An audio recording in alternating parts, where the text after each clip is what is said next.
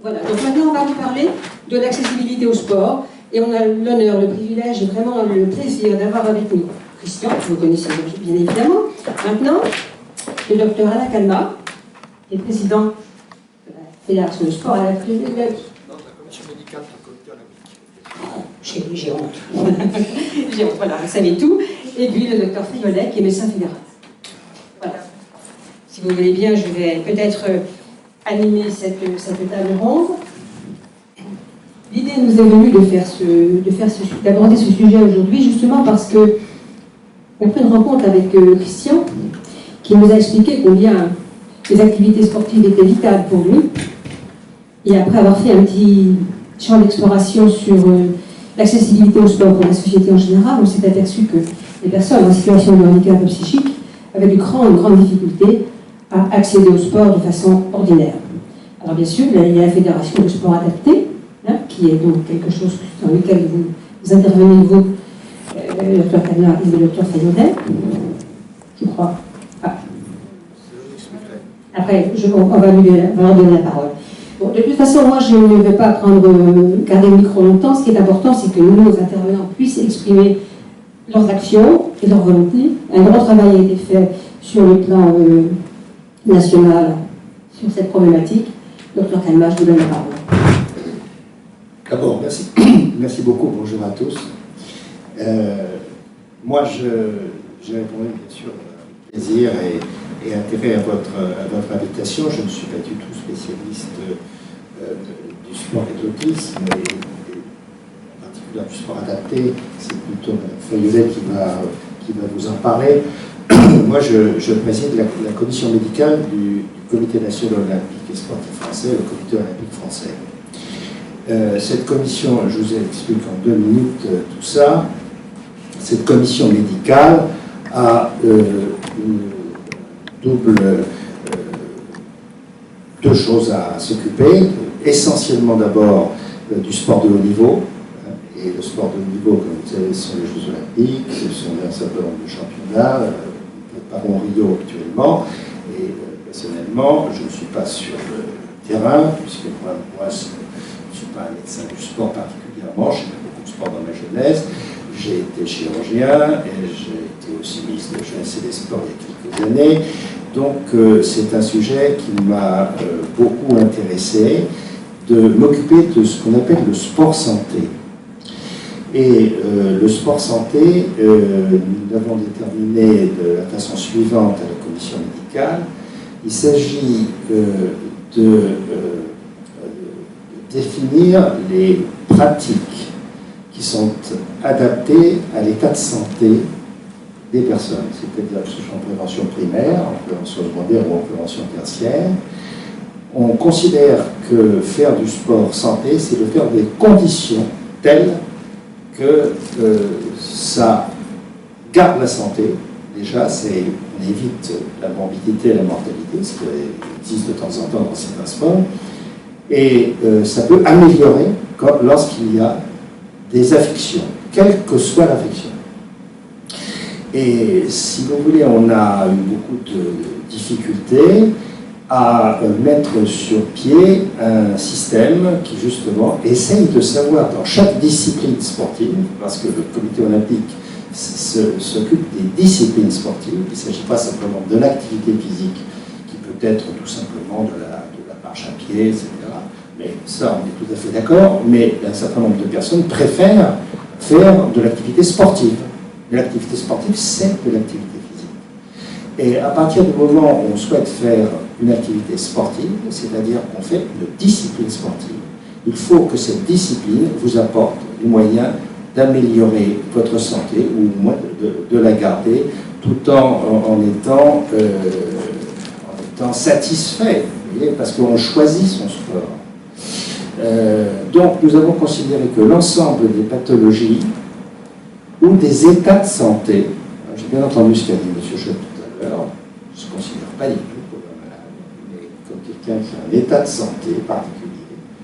Et ce qui existe, par exemple, l'enfant a un état de santé particulier, la femme enceinte a aussi un état de santé particulier pendant un certain temps.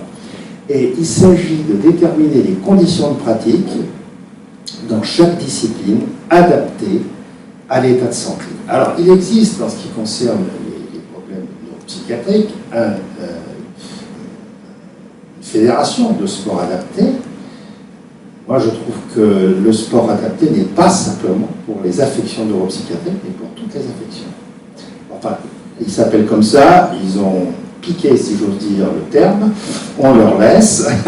Mais le sport adapté, c'est le sport adapté à l'état de santé. Mais, malgré tout, ce qui est important, c'est de savoir que cette fédération, eh bien, elle travaille beaucoup, elle fait des propositions de protocoles d'activité adaptés à l'état de santé. Je pense que c'est le cas pour les troubles du spectre autistique. Hein. Maintenant, je ne sais pas si c'est très développé, il s'agit de le développer plus. Et pour terminer, les quelques mots que j'ai à vous dire, c'est que nous avons donc colligé dans toutes les fédérations les éléments que nous avons demandés très précisément dans ces fédérations pour connaître, si j'ose dire, la pharmacopée de la discipline. Quels sont les éléments que cette discipline peut présenter, à la fois positifs et négatifs, et comment faire en sorte que ces éléments soient mis à la disposition de ceux qui ont besoin de les connaître pour mieux s'en servir dans ces pratiques. Et je crois que ça s'adresse à toutes les pathologies. Alors pour l'instant, ces pathologies, il n'y a pas toutes les pathologies qui ont été prises en compte, et pas tous les sports non plus. Enfin, il y a déjà 20 fédérations, il y en a 14 de plus qui vont arriver dans les jours qui viennent. Et il y a 4 grands thèmes de pathologies qui ont été développés: les maladies cardiovasculaires, les cancers, les maladies métaboliques, dont l'obésité et le diabète, et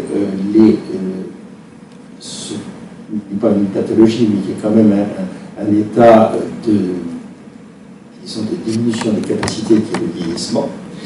Et nous avons décidé, avec la commission mise en place il y a peu de temps, que nous allions développer pour les maladies neurologiques, pour les maladies psychiatriques et les états de santé touchant à ces problèmes neurologiques et psychiatriques, de développer également des protocoles d'activité adaptés à ces personnes. Alors, je sais qu'il y a eu déjà des travaux qui ont été faits, je pense que le docteur Fabiolet va nous en parler, et en particulier, je crois, en Midi-Pyrénées, c'est ça, en Midi-Pyrénées, où il a été quand même déterminé un certain nombre de critères assez précis pour proposer aux personnes atteintes des troubles autistiques un certain nombre de disciplines dans des conditions particulières. Je crois très rapidement plutôt des disciplines individuelles, mais aussi duales, et parfois plus difficilement, mais enfin ça peut se faire également, très encadré, avec des disciplines de groupe. Voilà ce que je voulais vous dire. Mais il est important que nous prenions en compte le problème des personnes atteintes de ces troubles. Merci docteur. Merci beaucoup. Je pense que je vais passer la parole au docteur Fabiolet pour qu'il puisse bien nous expliquer exactement le travail qui a été fait, qui est assez conséquent.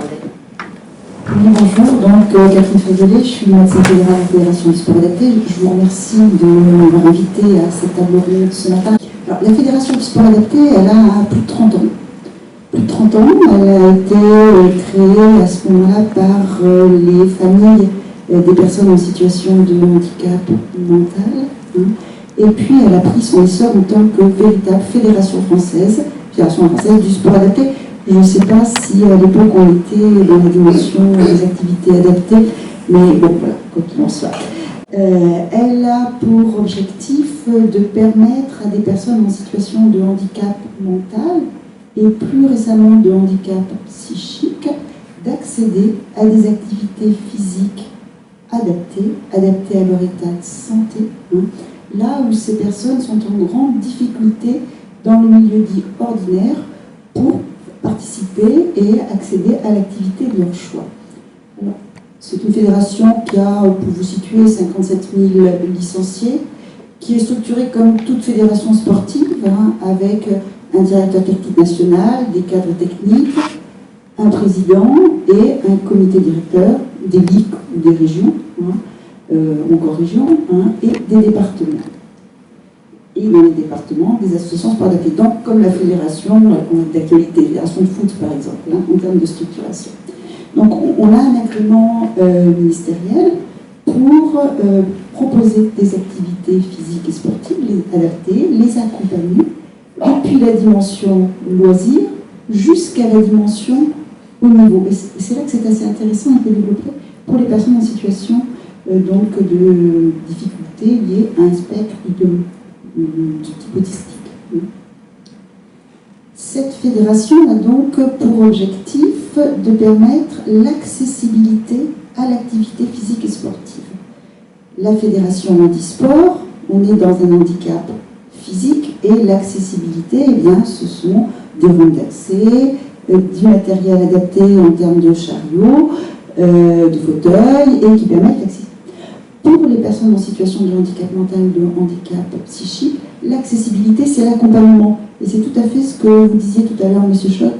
C'est l'importance d'accompagner la personne là où elle sera en difficulté pour accéder à l'activité. Alors, c'est très différencié selon les personnes, puisque le degré de handicap mental, de handicap psychique ou de difficulté en termes d'accessibilité pour les personnes en situation de difficulté avec un spectre autistique, eh bien, il s'agit là de permettre d'accompagner la personne à la mesure de ses capacités.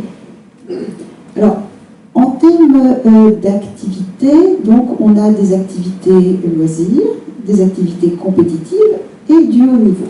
Donc on a par exemple dans le haut niveau un jeune nageur qui a un trouble du spectre autistique avec des stéréotypies massives qui bien évidemment le handicap dans sa vie au quotidien, qui ont nécessité un accompagnement spécifique pour l'entraînement jusqu'au haut niveau, mais quand on le voit nager, eh bien, le trouble disparaît complètement et il a d'excellentes performances.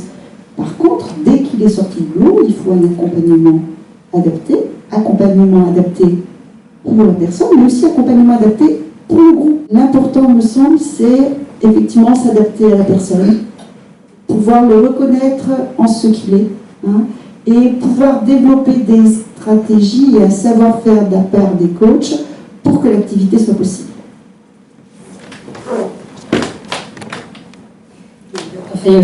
Merci pour votre intervention, parce que vous nous confortez dans le regard que nous avons, c'est-à-dire que vous avez porté sur cette accessibilité au sport. D'abord, un immense respect de la personne dans ce qu'elle est. Et je crois que c'est la clé, finalement, de tout ce que nous pouvons proposer pour cette activité à ce groupe de personnes. Moi, ce que je voulais aborder aussi, mais on va laisser Christian le faire, il y a beaucoup de parents qui nous disent « j'aimerais que mon enfant fasse du basket, du rugby, du foot ». Alors, vous avez donné une réponse tout à l'heure, en disant que c'était très compliqué en effet, parce que ça nécessite en effet une vision globale du terrain, de l'appréhension du mouvement de l'équipe, etc. Et ça, c'est très complexe. C'est peut-être ça, un transfert des parents qui aimeraient en effet voir leurs enfants pratiquer ces sports de groupe qui sont très très populaires. Voilà, moi je pense qu'il faut que maintenant on donne la parole à Christian. Christian est un adepte du sport, et c'est lui qui va peut-être pouvoir nous parler de ce que représente cette accessibilité au sport par rapport à son état de santé.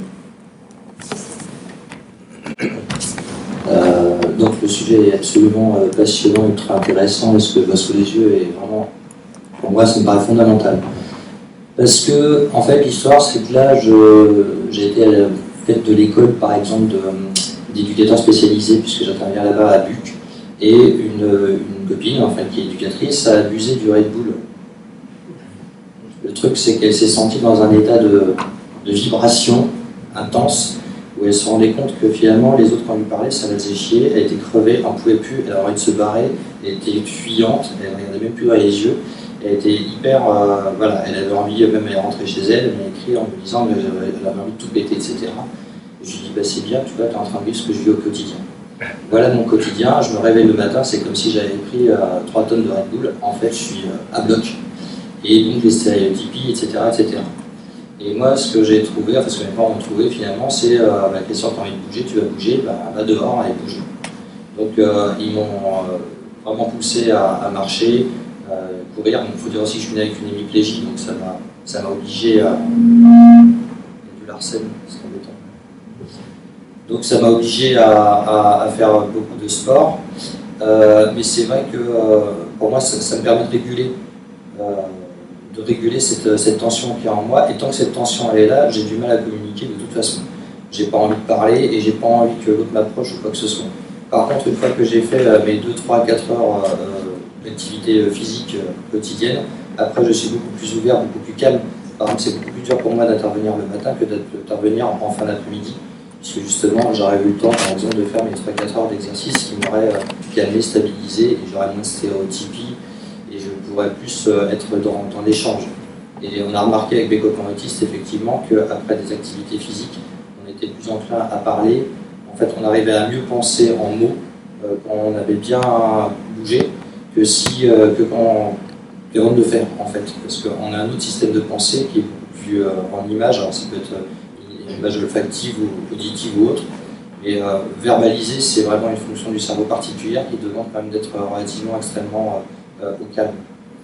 Je vois le mot proprioception, c'est très très rare que je vois ce mot proprioception, parce qu'en fait on parle tout le temps des 5 sens, mais en fait on peut dire qu'il y a 6 sens de base, dont la proprioception. Et c'est vrai que ce positionnement dans l'espace, il est important. La proprioception, donc c'est la capacité de savoir de se rendre compte qu'on est assis ou debout ou couché, voilà. Et c'est extrêmement important pour se situer dans l'espace et pour se donner des limites à son corps.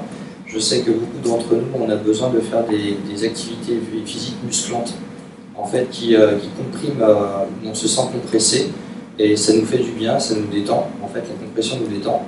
On n'est pas trop pour la compression externe, sauf en cas de crise où j'invite des gens, si je fais une crise, à s'allonger sur moi et à me bloquer les côtes et ça me calme parce que je respire. Enfin, c'est tout un système. Je vais vous expliquer plus tard, mais bon. Donc sinon, ces activités musclantes, ça donne un maintien du corps, et justement, toutes ces activités qui permettent de se coucher, de se rouler, de se mettre debout, etc., permettent l'orientation spatiale, qui est quand même très utile dans la vie, et particulièrement quand je vais dans un supermarché où le bruit, l'agitation est telle, surtout le bruit, que je perds tout sens de l'orientation. Je peux me perdre dans une boîte de nuit ou dans un concert, parce que si on me bloque mes oreilles, je suis aveugle. En fait, mon cerveau il fonctionne comme ça. Donc, je suis motard. Si je suis motard, c'est parce que je ressens les véhicules autour de moi plus que dans une voiture. Donc je les vois mieux, même venant derrière à côté de moi. Donc le sport pour moi est très important parce que ça permet justement de canaliser tout le système des stéréotypes. Il ne faut pas les retirer parce que tout le monde en a. Et si je vous empêche de balancer votre pied ou de triturer vos cheveux, ça va vous ennuyer. Mais structurer ça en une activité physique, c'est bien parce que effectivement ça apporte au niveau de la masse musculaire, comme on disait, mais aussi au niveau de tout ce qui est cardiovasculaire. Je sais que la sédentarité, c'est pas très bien, surtout si on a tendance à aimer les petites sucreries ou des choses comme ça. De toute façon, le sport, c'est fondamental. Ça devrait être même obligatoire, en tout cas dans la condition d'autisme. Dans la masse où j'interviens, ils ont instauré la randonnée, en fait. Donc ils font des promenades toutes les semaines longues, et je sais pas, je pense qu'une fois par mois, c'est une randonnée très longue. Et apparemment, les pensionnaires, en tout cas autistes, ils trouvent beaucoup de satisfaction, selon les dires des professionnels, et ils instaurent maintenant des activités physiques, alors pas sportives mais physiques, en salle, donc avec des tapis, des ballons, des objets, et chacun finalement les utilise un petit peu à sa manière, ils essaient de les accompagner, mais apparemment ils y trouvent énormément eux-mêmes, enfin les professionnels parlent de plaisir. Et moi je sais que oui, bien sûr c'est du plaisir, puisque ça touche notre corps, nos sens, et c'est très très intéressant de manipuler son corps, ça nous fait vraiment plaisir. J'ai une copine qui s'est mise par exemple à faire du body pump, tout ça, etc. dans une salle, elle avait peur du bruit, Elle s'est acheté un casque comme le mien qui est un réducteur de bruit ambiant. Donc elle peut supporter la résonance et le bruit de la salle. Et elle s'est mise aussi à faire du yoga, parce que finalement, les activités musculantes c'est bien, mais il faut aussi des activités apaisantes. Et le yoga, même si ça peut être un sport, parce qu'on peut faire des figures assez rapidement, c'est quand même quelque chose qui fait travailler la respiration et qui donc permet d'apprendre à mieux gérer les états de crise qui peuvent arriver, etc. Par exemple, elle avait du mal à circuler dans Nice. S'il y avait un bouchon, qu'elle devait trouver une place, elle stressait. Grâce au yoga, avec les techniques de respiration et un peu de sophrologie, elle a appris à gérer, donc elle peut mieux gérer pendant un quart d'heure, une demi-heure maintenant dans les bouchons, au lieu de laisser sa voiture sur place et de se barrer. Donc c'est le sport, des activités comme ça nous apporte énormément sur la régulation de notre timide. On a aussi des humeurs, hein, donc voilà. Ça nous permet aussi de nous désensibiliser à l'environnement, parce que notre hypersensibilité, quelle qu'elle soit, l'activité physique ou sportive qui correspond à ça, nous permet aussi de nous désensibiliser, donc d'avoir moins de montée de stress. Et voilà, ça nous permet aussi de dormir, parce qu'on a beaucoup de troubles du sommeil en général. Moi, j'ai dormi 2 heures, parce que hier, j'ai pas fait justement mes exercices. Mais je sais que quand je fais tous mes exercices qui durent 2-3 heures, etc., tranquillement, je trouve plus facilement le sommeil, parce qu'avant de dormir, pendant 1 heure, je suis seul avec ma musique, je me détends et je dors bien, je fais ma nuit. Au niveau de l'appétit, ça régule l'appétit, parce que des fois, je peux oublier de manger. Et donc, au moins, ça m'ouvre l'appétit. Donc, le matin, je me lève et j'ai faim. Et en fin de journée, j'ai faim. Donc, je peux manger raisonnablement. Sur tous ces points, c'est intéressant. Et comme moi, je suis musicien et que c'est tout un travail de chorégraphie, la musique, en réalité, quand on est musicien, c'est de la chorégraphie de gestes qui est transformée en son, on veut dire instrument. Donc, en fait, l'histoire, c'est que la pratique du sport, l'activité physique depuis tout petit, si on met à part le côté hypnégique, ça m'a quand même énormément apporté dans la compréhension de justement cette chorégraphie qui permet de transmettre des émotions, puisque par la musique, c'est un des rares médias par lesquels je peux faire passer des émotions et les ressentir directement, comme vous le faites entre vous par le verbe. Donc ça peut donc faciliter les accès à des activités, à nos activités de prédilection dans certains cas. Merci Christian pour cette formidable démonstration de votre intimité, je dirais. Je pense qu'il est peut-être temps de donner la parole à la salle. Juste une seconde. Simplement rajouter qu'il y a, au sein du comité olympique en particulier, mais pas seul, de tout mouvement sportif, une véritable prise de conscience que nous avons un rôle important à jouer et qui correspond parfaitement à la définition de la Haute Autorité de Santé qui dit que l'activité physique et sportive peut être thérapeutique, non médicamenteuse, s'il s'agit d'une affection thérapeutique, donc, ou même une intervention non médicamenteuse, des préconisations que les médecins peuvent faire. Et ça va bientôt être transformé en médicament, entre guillemets, enfin, chez le médecin qui va recevoir des fiches. Parce que la loi l'oblige maintenant.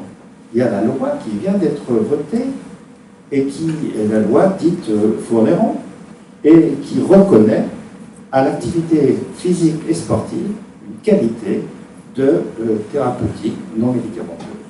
Voilà, donc il s'agit de continuer à le faire. Je suis très très content d'avoir entendu M. Schott nous dire comment il ressentait ça et surtout le bien que ça lui faisait.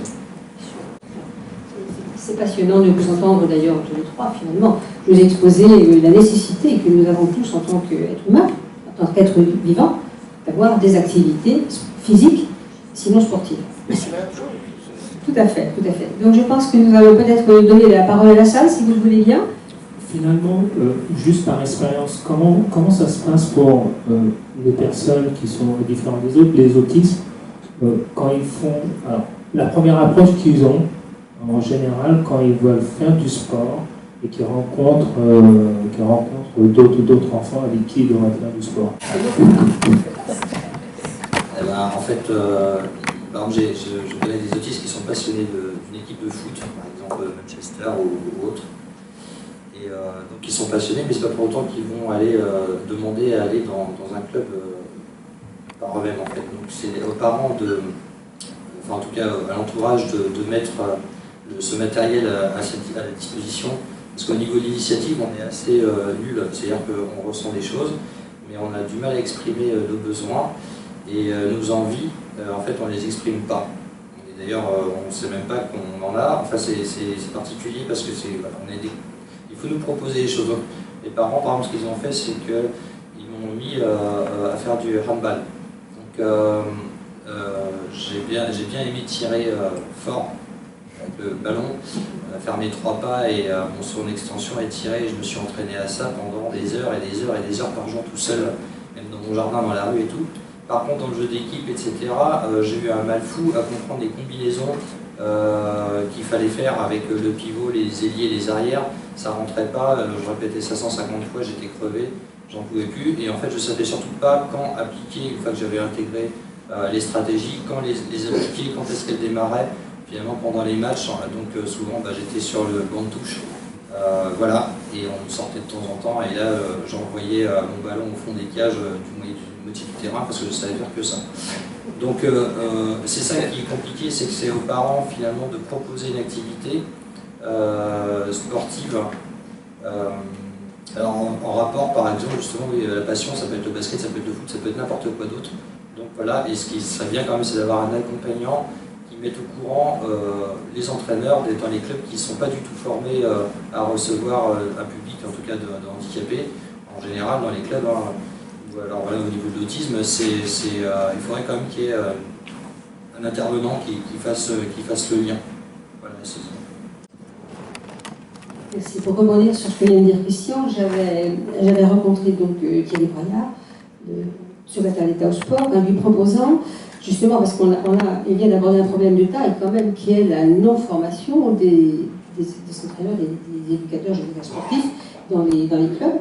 Et je pense qu'il y aurait peut-être moyen, enfin c'est une suggestion qui mériterait une réflexion certainement, c'est de former certains professionnels du sport à accueillir ce public, pour éviter donc une problématique peut-être envahissante, invasive, d'un intervenant qui vienne avec les jeunes pour pratiquer le sport. Vous voulez répondre à cette question, docteur ? Effectivement, c'est une excellente question, parce que quand on intervient, par exemple, pour former les professeurs à part dans les UFR STAPS, il y a un module autour du handicap psychique, il y a un module autour du handicap mental, il y a un module autour du handicap physique, il n'y a rien autour de la question de l'autisme et des troubles envahissants du développement. Ce qui fait que les jeunes professeurs STAPS arrivent dans les établissements sans formation spécifique. Donc il y a peut-être effectivement au niveau universitaire à inclure cette spécificité-là dans les formations STAPS et encore plus dans les formations STAPS APA, activité physique adaptée. Il y a effectivement, comme vous le dites fort bien, à donner une formation spécifique pour les professeurs qui interviennent dans les écoles, en milieu ordinaire. Et au niveau de la Fédération du sport adapté, on est en train de réfléchir à une commission sportive spécifique autisme, comme on l'a fait pour le handicap psychique quand on a développé l'accueil autour du handicap psychique.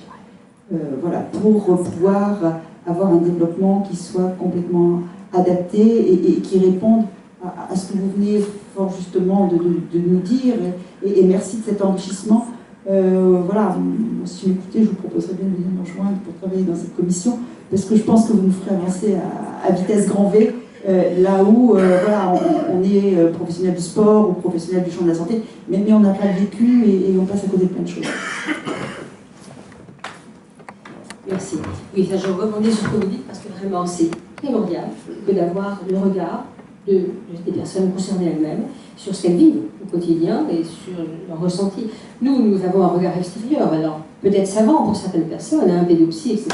Et tout ça, ce sont que des regards intellectuels et pas des regards de vie. C'est complètement différent.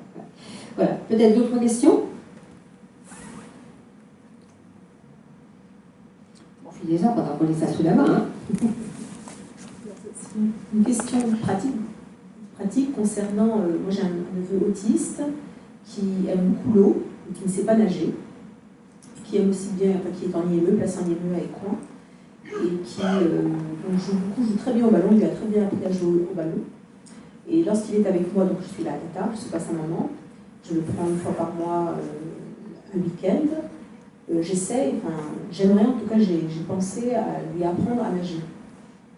Et sa maman a fait une démarche donc, à la piscine de Montmorency, avec un maître nageur classique, et ça n'a pas donné de résultat.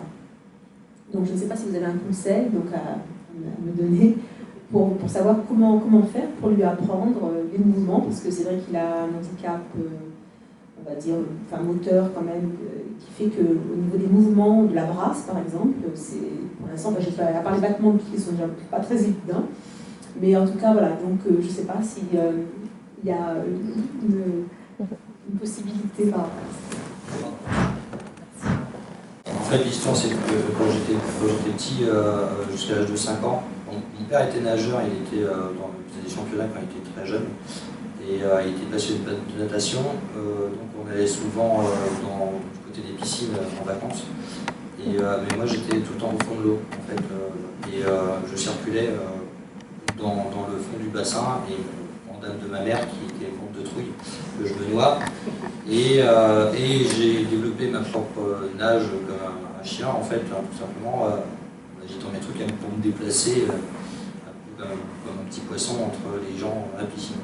Et peu à peu, mon père, il m'a collé des bouées et puis il m'a appris des gestes simples, à savoir que donc, moi j'avais l'hémiplégie, donc avec le bras comme ça et le pied droit tourné, et j'arrivais pas à bouger forcément ma jambe.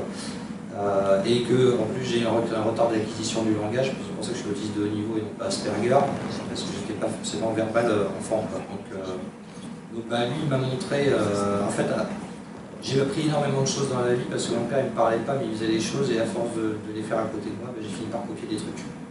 Et je les ai copiés à ma façon, j'ai développé ma propre nage, j'ai développé des choses à ma façon en copiant comme j'ai pu ce qu'il faisait.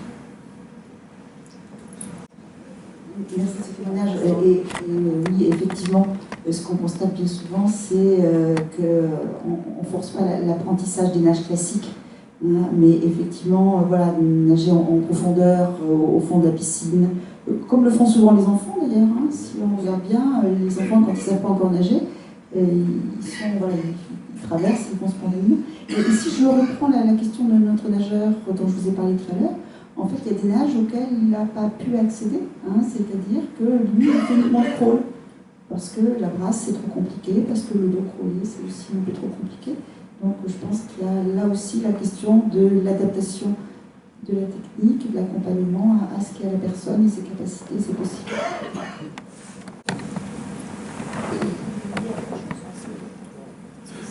Non, je pense que justement, pour développer ces pratiques particulières, ces pratiques qui sont adaptées, au fond, on a besoin véritablement de savoir ce que les personnes ressentent. Si vous dire, M. Schott est capital. Je crois que dans le travail qui est en train d'être fait, et que vous allez peut-être proposer d'ailleurs pour l'ensemble des disciplines, il va falloir qu'on travaille comme ça, qu'on ait des témoignages précis, concrets. Finalement, tous ces apprentissages pour eux, ça consiste à ne pas faire ce que font les autres, tout au moins dans une certaine mesure, c'est-à-dire à sortir du cadre.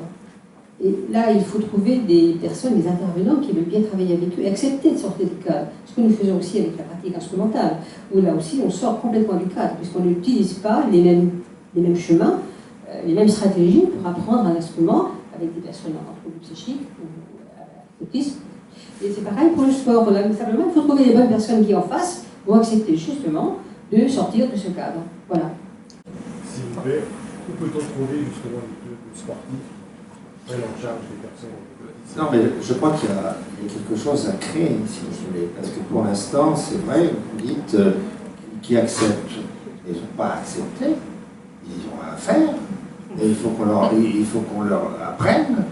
Une fois qu'ils ont appris, vous savez, un médecin, c'est pareil, il va avoir accepté de soigner tel ou tel patient. Il faut qu'il soigne tout. Et là, pour faire du sport, il faut que chacun...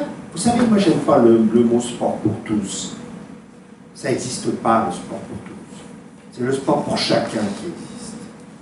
Il faut que, bien sûr, quand on dit sport pour tous, on dit sport démocratique, pas simplement la haute compétition, le business, d'accord.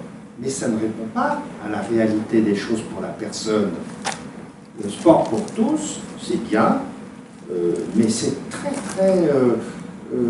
caricatural. Il faut qu'on arrive à pouvoir proposer à l'ensemble des personnes qui ont des problèmes ou des choses différentes de pouvoir faire l'activité sportive dans des conditions qui leur sont favorables. Le sport pour chacun. Et moi je dis ça sans arrêt. Vous savez, c'est quelque chose qui me paraît essentiel. Il n'y a pas à dire, ils acceptent ou ils n'acceptent pas. Il faut le faire. Mais quand on dit il faut, il y a qu'un, il faut qu'on y va. Non, mais il faut que les gens le sachent, et en haut lieu, si j'ose dire. Hein, bon. Mais il y a le problème de le savoir et puis de passer à l'action. Oui, c'est même pas une question, mais c'est juste une remarque, c'est qu'en fin de compte, c'est l'épanouissement de l'enfant qui va vraiment primer en fin de compte. Donc, au-delà du fait que, en général, ça se fait comme ça, en termes de process, la façon de faire, par exemple, quand on fait une activité sportive, c'est qu'il faut laisser plus le choix à l'enfant de s'épanouir, de sa façon de faire, et de l'accompagner par rapport à sa façon de faire, en fin de compte. Vous voulez répondre? C'est parfait. C'est parfait. Il y a une question là-bas. Merci. Moi, je voudrais juste rebondir sur ce que vous avez dit. Alors, moi, je suis enseignante, prof de français, rien à voir avec le sport. Mais je suis entièrement d'accord quand vous dites que on ne doit pas demander si on a envie, pas envie d'accueillir des enfants. Voilà. Et effectivement, dans l'éducation nationale, on rencontre plein de professeurs qui disent « Ah, mais moi, en gros, j'ai pas envie », comme si on choisissait, comme si c'était le problème, en fait. Donc c'est vrai que quand il y a des réactions comme ça, généralement, on nous renvoie la loi dans la figure. Je suis entièrement d'accord, c'est la loi, sauf que ça braque les gens de leur dire simplement c'est la loi et vous devez l'appliquer. Et je pense que c'est ce qu'on nous dit, c'est ce qu'on entend nous, quand on nous dit c'est la loi. Et je me dis, mais non seulement c'est la loi, mais enfin, on est là. Alors c'est difficile d'être là pour chacun, parce quand on a 31 devant nous, c'est compliqué. On a beau avoir plein de bonnes intentions, dans la réalité, c'est très difficile. Mais en tout cas, je pense que ce serait un message à faire passer, effectivement, de dire que c'est pas j'ai envie, j'ai pas envie. Et ou je peux pas, ou je sais pas, ou bah oui, on sait pas, faut apprendre. Il faut savoir aussi dans l'éducation nationale, on met beaucoup de barrières. C'est-à-dire que, par exemple, quand on souhaite se former, c'est pas si évident que ça. Enfin, on n'a pas grand-chose pour nous aider. Il faut vraiment faut s'accrocher, quoi, parce que on nous demande de savoir-faire, on nous demande de faire avec un enfant autiste en classe. Moi, je parle d'inclusion, c'est-à-dire que je n'ai qu'un enfant autiste au milieu de 30 autres qui ne le sont pas. On nous demande de faire comme si... Enfin, il faut qu'il fasse comme tout le monde, et on doit faire en même... Comment dire ? Il faut qu'il fasse comme tout le monde, et en même temps, il faut qu'on tienne compte de ses spécificités. Et c'est vrai que c'est très, très compliqué quand on est dans une situation où on a... Moi, je rêverais d'avoir que cet enfant, en fait, de m'occuper que de lui, quoi. Mais les 30 autres, finalement, c'est compliqué de faire avec les deux. Oui, bien sûr, tout le monde ne peut pas faire l'impossible. Mais je crois que, vous dites, moi je ne peux pas le faire, mais si vous ne pouvez pas, il faut que quelqu'un le fasse. Alors ça veut dire effectivement plus d'employer plus de gens, etc. Mais c'est pas parce qu'on n'emploie pas, il n'y a pas suffisamment de possibilités techniques, il ne faut pas soi-même pallier les choses. Quand vous avez un type qui est devant vous qui fait une mort subite, vous n'allez pas dire que je vais attendre que le gars vienne parce que je n'ai pas le temps, il faut que je fasse autre chose. Vous allez le faire. Bon, ça me paraît être une attitude de... Vous avez un jeune autiste, il faut qu'il... C'est comme ça. Alors, appelez ça peut-être pas de chance, mais moi je trouve que c'est de la chance, justement. Non, mais moi personnellement, je trouve que c'est de la chance pas sur ce sujet-là, mais d'avoir à s'occuper de quelque chose qui sort un petit peu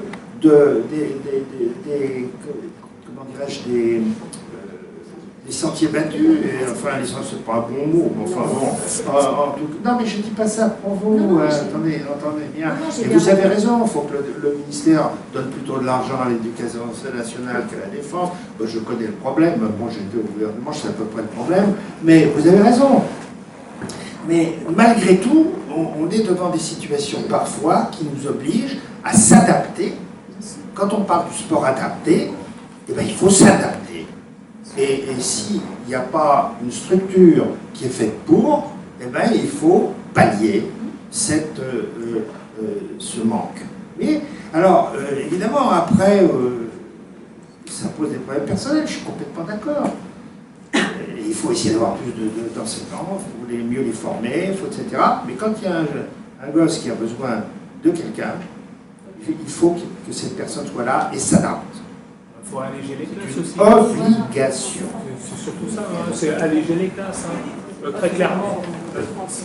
On ne va pas refaire ce midi toute la mise en place de l'éducation nationale. Mais je le partage. Allez, beaucoup d'enthousiasme. Si je peux me permettre de souligner un point qui est quand même très important, hein, qui est l'accueil dans les classes ou l'accueil dans un club de sport, hein, ou dans une école de musique, d'enfants qui ont des troubles du spectre autistique, d'enfants hyperactifs, d'enfants à problèmes sociaux. Hein. Voilà, mais ça c'est la vie au quotidien. Hein. Et on peut se poser la question déjà de savoir si nommer, mettre une étiquette, cela ne met pas en difficulté parce que du coup on est un peu bloqué par l'étiquette et on oublie sa propre créativité qui permet parfois de s'adapter bien mieux que quand on veut des preuves scientifiques.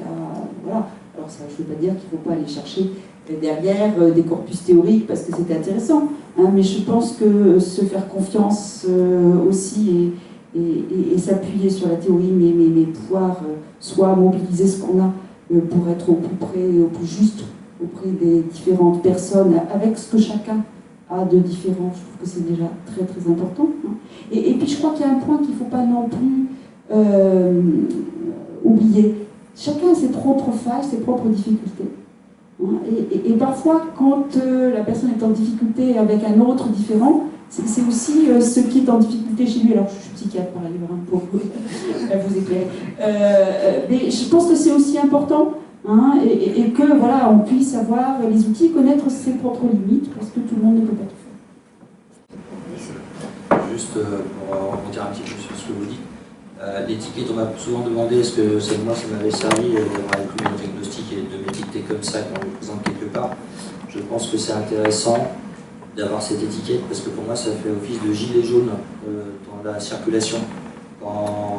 Parce que sinon je suis bousculé dans la vie par beaucoup de choses et le fait de montrer la petite étiquette, c'est mon gilet jaune, ça me protège quand même pas mal de choses. Et surtout que le réflexe justement des gens par rapport justement à un enfant qui fait une crise, le premier réflexe d'une personne NT, ça va être de lui parler. Mais c'est la dernière chose à faire avec une personne autiste parce que vous lui parlez, il vous fonce dessus, vous éclate la gueule. Parce que moi c'est ce que je fais. Donc, et d'autres le font. Donc non, là, il faut avoir des comportements particuliers avec cette personne. Dans certains CESAD, justement, ils enseignent le fait de nous plaquer au sol et de nous maintenir, etc. Machin. Ça nous aide beaucoup, mais c'est vrai que pour des personnes normales, voir ça, ça peut être considéré limite comme de la maltraitance ou quelque chose de brutal. Sauf que nous, on a un rapport aux choses qui est parfois un peu brutal, en fait, dans la vie, effectivement. Enfin, ça peut paraître brutal, mais pour nous, c'est tout à fait cool. Voilà. Merci de ce complément d'information, je trouve très très intéressant. Bon, je crois qu'on va laisser la dernière question. Peut-être, oui. Oui, bonjour, je suis mère d'une fille de 31 ans qui est née en Belgique et qui a un autisme. Nous avons toujours éprouvé de la difficulté à... Enfin, je pense qu'une des principales difficultés en tant que parent, c'est de leur faire faire quelque chose tout en respectant leur désir d'isolement, de solitude. Nous étions complètement paniqués, stressés de voir notre fille rester dans sa chambre assise sur le lit, donc elle a fait beaucoup de choses, mais c'est c'est sans doute aller au-delà enfin, je ne sais pas. Non, elle en était contente, mais justement, M. Schott parle du fait que les autistes ne ressentent pas le besoin, ne sachent pas exprimer une demande ni un besoin, et je trouve que ça, c'est extrêmement limitant. Dans l'institution où il est, on a réussi à obtenir ce qu'on voulait, mais il a fallu bagarrer doublement, puisqu'ils estimaient que ça ne venait pas d'elle, que c'était un désir des parents, et ils voulaient absolument respecter en premier la personne, et elle ne le montrait pas, elle ne le disait pas forcément. Quand il y a aussi des activités, par exemple de proposer le week-end, elle quelquefois ne comprend pas de quoi il s'agit, ou donc elle ne va pas le faire, et quand on l'appelle le dimanche soir, on apprend qu'elle est restée le dimanche à ranger sa chambre, et ça lui fait la peine. Voilà. Merci. Quel est l'appel? C'est une question. Oui, quel est l'appel? Est-ce que vous devez avoir d'appel, vous? En fait, dans mes histoires, c'est que, oui, enfin, c'est... Non, je pense que c'est légitime d'aller, d'agir, puisqu'elle fait des choses, elle fait de la musique, elle fait Oui, du enfin, sport. c'est légitime de lui proposer de faire des choses pour lui faire faire des choses, et puis si elle exprime rien, lui faire faire quand même, et puis si elle n'a pas envie, de toute façon, elle va éclater, et puis on lui fait faire autre chose. Mais effectivement, la laisser, on peut aussi la laisser ranger sa chambre, ça peut être très intéressant comme activité pour elle, il n'y a pas de souci. Enfin, peut-être pas 7 jours sur 7, enfin, voilà, c'est... Mais il ne faut pas penser que parce qu'on n'exprime rien, on a envie de rien. Je trouvais très intéressant dans votre témoignage tout à l'heure d'expliquer autour de la natation comment votre père avait pu être à côté de vous. Hein, c'est-à-dire qu'il n'est pas devant, il ne fait pas... voilà, il a pas de... mais il est à côté quand vous avez un désir. Bien. Je pense que nous allons arrêter là. Nous allons donc remercier nos participants. Merci Christian, merci à vous toutes et à vous tous d'avoir été là présents. Une petite pause de 5 minutes et nous reprenons avec une table ronde sculpture, théâtre, peinture, musique.